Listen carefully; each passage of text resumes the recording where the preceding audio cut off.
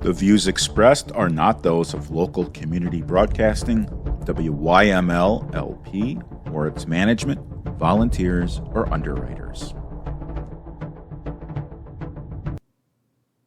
Greetings and welcome back to the Personal Safety Show. Once again, this is Marcus Melnick, your host, and we were mid-conversation with Chris Henning where he was talking about his experience in the Army as a legal specialist.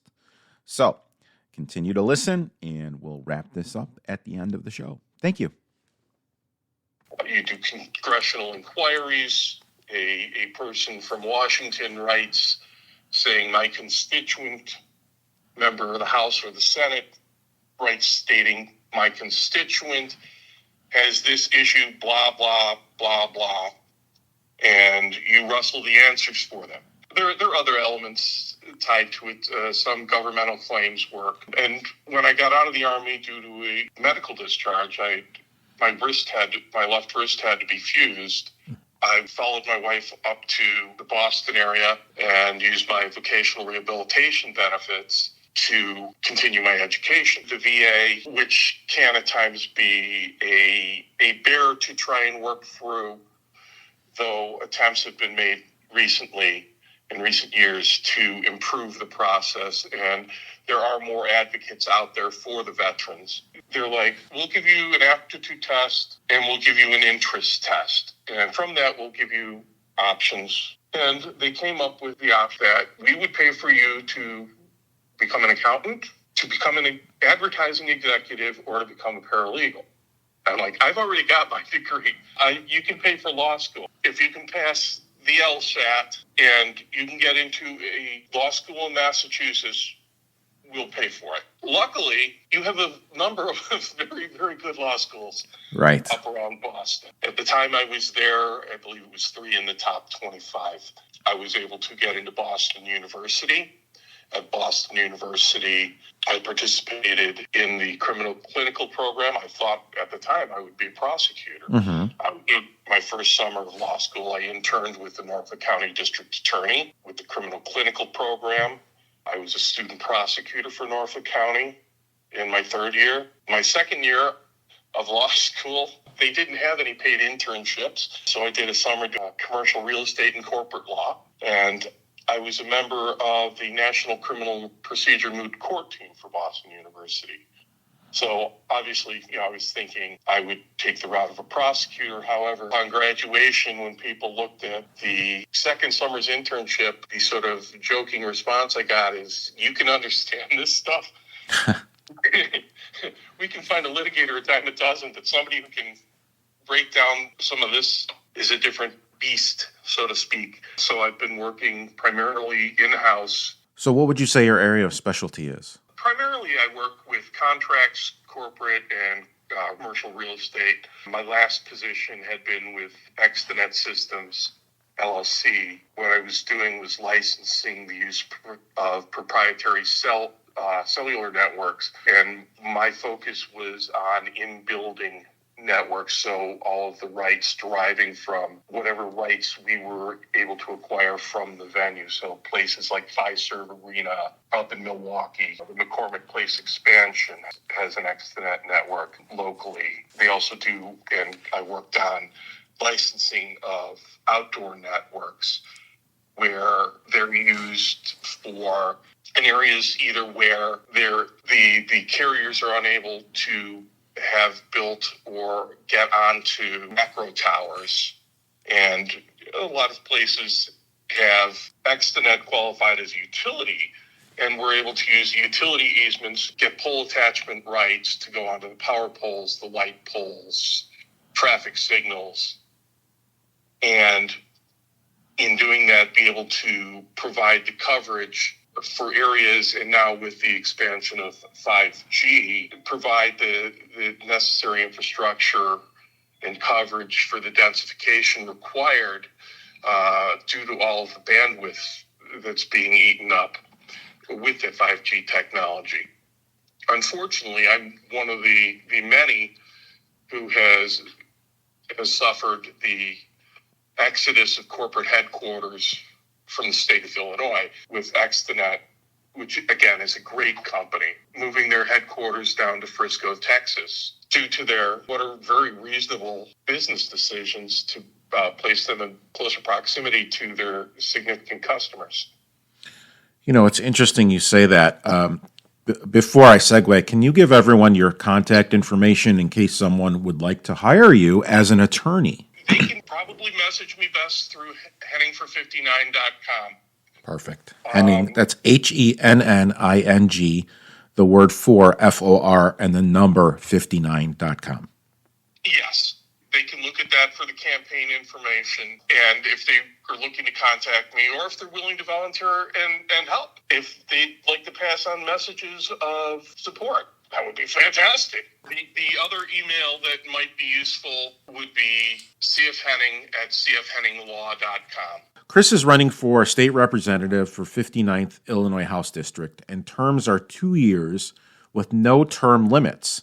The district spans from Park City to the north, to Wheeling to the south, Mundelein to the west, and the eastern border is just west of 294. Chris, I definitely want to say this to you. Thank you for your service to the country, not only in the military, but your continued service wanting to serve the citizens of Illinois. Can you share why you are running for office? I think, like many, I just had an epiphany. I saw one too many story of the waste in Illinois, of the hypocrisy, the corruption. Illinois has rightly seen its reputation tarnished with the corruption. Madigan most recently, and you can go back through the long history of those issues. I've felt an obligation to serve the community and return the benefits that I've received as an American, both with the police and with the Army. My father had been a firefighter. My grandfather had been assistant chief investigator for the Secretary of State's police. I was taught that you have responsibilities as a citizen. You don't. Everybody is not going to be an elected official. Everybody is not going to be a firefighter or a policeman or a soldier or a sailor. There are other things that people do within community. They volunteer for charitable organizations. They assist when there's emergencies. But in my case, I came to a point where I said enough is enough. I think I have the qualifications that could make a very good representative. I have the knowledge. I've seen enough where I think I can add value to the district and the state by running for office. And that's sort of how I arrived at this current decision. Very good. I'm going to ask you a fantasy question. Okay. So, I'm in liberal circles. I'm in conservative circles. I travel all these different places. And in the conservative circles, a lot of people for many, many years have been saying, look, Chicago should be its own state, because the way that the politics work is the population is really concentrated in the Chicagoland area, and they kind of, because of that, control what happens downstate, which is a completely different culture than the one in municipal Chicago area.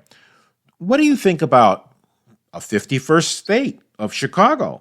And that way, the rest of Illinois isn't, this is going to be sensationalist, but held hostage by the people in the city. That's interesting because, as you said, it's been out there. I pulled an old article from August 1st of 2019 from the Tribune, Meet the People Working to Kick Chicago Out of Illinois.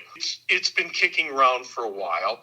There are significant social and political thought differences. You see a similar sort of trajectory among certain members in California that have been looking to bifurcate that state. I don't know if it's the splitting of the states. I don't know if it's necessarily a great idea. I can understand it. I definitely understand why, but I don't think that's necessarily the answer. I think the answer is really to try and get more people elected, break the supermajority so that there's conversation down in Springfield, where it's not, in essence, unilateral action, where you can also then have a voice in the gerrymandering of these districts. Some of these just look absolutely ridiculous, and Illinois is among the worst. That's not to say that there aren't Republican states that are doing the same thing in the opposite direction, but I don't think that the gerrymandering is good for the people's interests either way. If you're supposed to have some sort of a geographical community kind of tie, the way that some of these districts are drawn are absolutely ridiculous. Right. The 59th being one of those. I did notice that on the map. So you're running. I did know. I was a little weirded out by it. Not really weirded out, but interested. So you're running against Dan Dedich. I've interacted with Dan. He's been nothing but nice to me, although I don't agree with a lot of his perspectives, which is okay. Like you just said, it's great to have a conversation and expose people to different viewpoints. So what are some of the issues that you foresee being talked about with your campaign? I really believe that many of the social issues, one, if few Republicans were elected, they're not going to change in Illinois. However, the Democrats are going to hammer those relentlessly, but they don't help the people. What you need to work on, what we need to see are things like education. The education system is not doing its job. The 59th district has Stevenson High School. Right. Number one in the state of Illinois, as I understand. Its competency for grade level for math is 74%, and English is 72%, with a graduation of 96%. So you have a significant number of individuals graduating from the number one high school in the state who aren't competent in math and reading. You can go to other schools. You go to the southern end of the district to Wheeling. Wheeling, 69% are not proficient in math. 74% are not proficient in English, and yet it still has a 94% graduation rate. What I'm seeing, what I saw when I was teaching, is a lack of critical thinking. I heard a lot of regurgitation, but I wasn't seeing demonstrated in many the ability to take the facts and analyze to reach the conclusions. You hear about critical race theory, and some of that I believe is influencing some educators. The educators are overall a very hardworking group. They sacrifice a lot, but there are elements, much like there are elements in politics, that have ulterior motives and are driving things away. I also think that the process of education, where they have gone away from teaching the basics to teaching to a test, has hurt the discourse and the critical thinking. It's shameful in ways, but you also have huge amounts of waste. If you were to look at the high schools in Chicago, what was the percent that are these days that are less than half full? And then you have other high schools like Von Steuben and Amundsen, which are incredibly overcrowded. Resources aren't being allocated in efficient ways. It's just not good. And yet you still keep getting, we want more and better and fancier, nice, but complete your mission first. Get the kids competent in the basics. If they're competent in the basics and you need more money for necessities, sure, I think that's wholly appropriate. But looking for huge tax increases or tax levies to come up for niceties instead of needs, at this time, with the economy teetering where it is, it's not reasonable to make those requests. I can dovetail on that a little bit. My wife is a teacher in an underserved community, and it's really not the teachers. It's the administration. It's the boards that decide on these curriculums, that decide on these. The teachers in the classroom, some of them are struggling because they've got children who are, like you didn't quite say it this way, but below grade level, and they're expected to be at grade level, and they're not. I don't know what the solutions are. You have certainly brought to light some of these things. I did not know about the overcrowding in some of the Chicago high schools. No idea. What other issues do you see as part of the campaign? I think we need to look at public safety, supporting our enforcement officers, supporting policies that are not akin to the Safety Act, that are going to keep our citizens safe. There are elements in law enforcement that can use a look every once in a while. The addition of body cams is a great example. That's a good technology that provides evidence. What you see on occasion, and again, you're subject to the whims and messaging of the media outlets.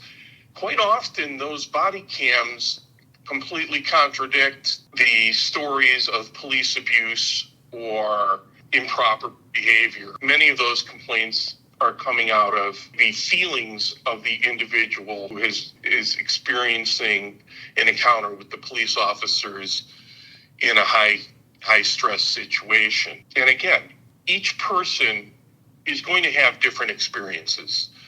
And we're each the sum of our experiences. I am not going to see the world the same way you see it, or an 18-year-old high school student is going to see it. I've seen different things. I've learned different things. I have been different places. You can't rely on one viewpoint. You need discussion. And again, we're not getting that discussion. One of the major issues, at least in the Chicago area, that I've seen a lot of news stories on, read about, is the, and I'm making air quotes, migrant crisis. Do you see any of people who are here as migrants, do you see them moving into the suburbs anytime soon? At this point, I don't know. Fair enough. There is a crisis. Our laws aren't being enforced. We are supposed to be, the United States of America is supposed to be a nation of laws. Yet, the party currently in office in Washington, following on the Obama administration's policies, has encouraged anybody and their brother to just walk in essence, through policies that make us better. We are a fairly wealthy country. We have a lot of land. We don't have the infrastructure to take these millions of people streaming across our borders. Currently, the comment is, or the justification that's being used at the border is asylum seekers. Yet, how many nations have they walked through to get to the border in Texas and never stopped to seek asylum there? It's a false claim in the large majority of cases. If it was truly just to seek asylum from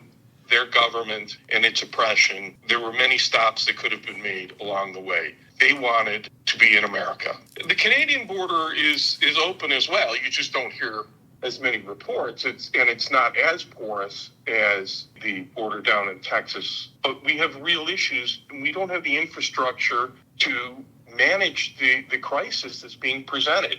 You could pull recently from the Missouri case, in Missouri Second Amendment case, where the judge had stated that the supremacy clause of the U.S. Constitution is what needed to be followed. The state could not have its own, in essence, Second Amendment, ensuring that the Second Amendment freedoms were applied.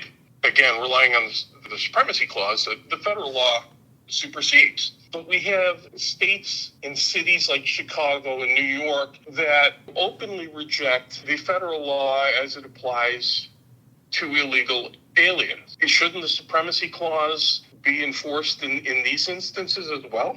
I would agree so. So when a candidate runs for office, there's a ton of steps that they need to go through. Applying to run for office, and I may be screwing these steps up, and then getting signatures, and then actually going on the campaign trail. Where are you with your campaign? Currently, we are seeking petition signatures. The minimum requirement is 500, though many of that initial 500 would likely be challenged off, which is after the petition signatures are turned in. So the goal is to have substantially more, around 1,000 minimum. Okay. And I'm in need of more signatures. So if there's anybody out there who's willing to help gather some of those signatures, again, please reach out. Look at henningfor59.com. Provide your information, and we can get there. Are these signatures collected? Are they physical signatures, or is there a website someone can go to and sign? No, this is physical signatures. Okay. We will go out and we'll walk in areas and knock on doors. And the signatures need to be from registered voters, obviously over the age of 18. The collectors, again, need to be over the age of 18. Mm-hmm. Basically, there's a little nuance in there pertaining to the age at the time of the election. Right. Again, it's a matter of physically getting those signatures, then taking those petition sheets and getting them notarized, then getting them turned in. Do you have any upcoming events that you're going to be at that maybe people can interact with you? I do not currently have any schedule. I would like to. I think that it would be great to meet more of the people in the 59th district, get their thoughts, what are their greater concerns. Again, we need to look at the exodus from Illinois due to the taxes, the loss of business. We need to look at education. We need to look at safety. We need to get Springfield to follow the U.S. Constitution and the state constitution. We've got to stop having things where the 3 readings rule has become a joke, where you take a bill that has had 3 readings in the proper sense, then strip every bit of content out of it, slam in something completely unrelated, and then claim it's had 3 readings.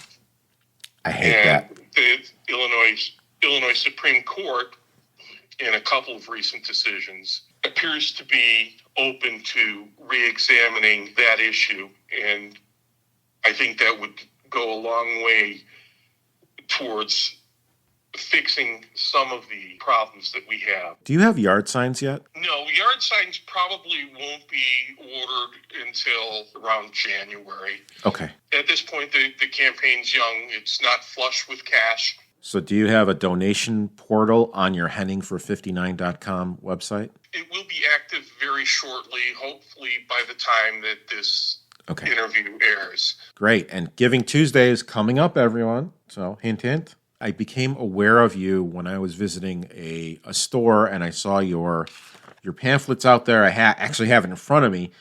If there's people who would like some of these pamphlets in their places of business, how, again, same website, Henning, I'm sorry. Go to the website, or again, you can use the email cfhenning@cfhenninglaw.com.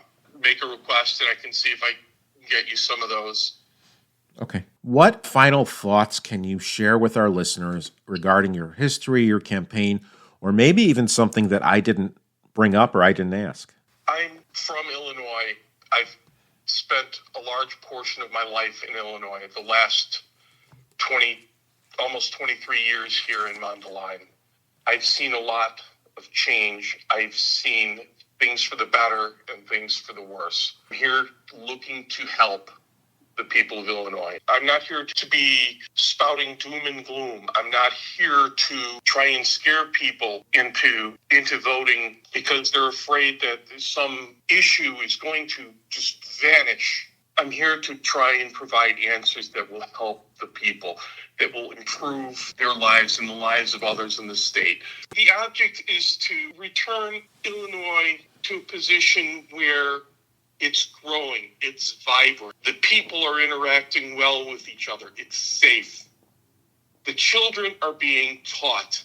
They're being taught to think, to analyze, to grow. We have the ability, as you said, and I have said, we have great teachers. I don't necessarily know if some of the people behind them support that growth and that real education. Chris, thank you very much for taking time to talk to our listeners. And I really appreciated your thoughtfulness in solving some of the issues that face people in Illinois, citizens of Illinois. I would describe you, Chris, as a problem solver. Not a problem maker, not a troublemaker, but someone who has some solutions to some of the problems and also has the intellectual wherewithal to handle and tackle new problems that we didn't even predict, like the migrant crisis. We didn't think it was going to be a crisis. We didn't think there was going to be a lot of violence, but things happen and we have to weather those. So, Chris, thank you very much for taking the time to be on the show. Thank you very much for the opportunity. And again, if anybody is interested in learning more, please look at henningfor59.com. If you're interested in supporting, please sign up to help. If you see me at an event, come up and talk to me. I'm more than willing to discuss things with you. I hope you all have a wonderful day. Let's try and do what we can to make Illinois a better place for all of us. There you have it, folks. We just talked with Chris Henning, who is running for office in the 59th Illinois District. Henningfor59.com is the website. I have a very exciting announcement to make. I am now traveling the country doing keynote presentations on mainly overcoming the human stress response in business. If you're interested, that website is stress2logic.com. We have monthly concealed carry license CCL classes in the northwest suburbs of Chicago. Dates can be seen at firearmmentor.com/classes. If you have a question, we can be reached at www.firearmmentorcard.com. That is our electronic business card, has all of our contact information and links in it. It's the easiest way to get a hold of us. Until next time, stay safe out there, and I'll see you at the shooting range. This is Marcus Melnick from Firearm Mentor signing off. The views expressed are not those of local community broadcasting, WYML LP, or its management, volunteers, or underwriters.